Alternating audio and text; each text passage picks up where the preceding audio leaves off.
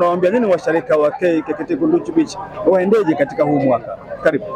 Kwa kweli tuna matumaini na mwaka huu, bado ni masaa machache tumepita tangu tumeanza nao, lakini Mungu ni mwema. Tumeona mengi mazuri ya kupendeza na ya kufurahisha, yanatupa matumaini na mategemeo kwamba tutakwenda vizuri zaidi kuliko kutoka nyuma. Mungu ni mwema na tunamtegemea, kwa hiyo tunamwachia yeye, lakini sisi tutaweka juhudi zetu kumtegemea yeye zaidi.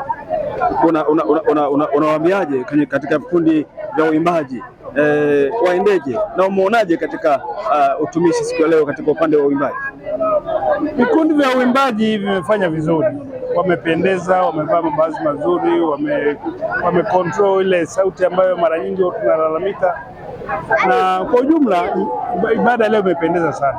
Tunaomba waendelee kuboresha ili na mbele ya safari tuweze kupunguza yale ambayo yanatuletea athari ambazo sio nzuri katika kuabudu. Tunawapongeza sana kwa kweli. Amen. Kwa upande wa vijana unawaasa kitu gani? Kwa vijana wamependeza kipekee, mavazi yao yamependeza, jana tumekesha nao na leo wamekuja kama vile jana hawakuwepo, lakini hiyo yote inaonyesha furaha na jinsi ambavyo juhudi zao ambavyo zinaonekana, na juhudi zinapowekwa juhudi za kutosha, matokeo yanaonekana na Mungu, kwa sababu Mungu ni mwema na ndiye anayewezesha mambo yote. Naomba vijana waendelee kukazana hapo walipofika, wasiridhike, na naamini kwamba mbele ya safari watakwenda vizuri.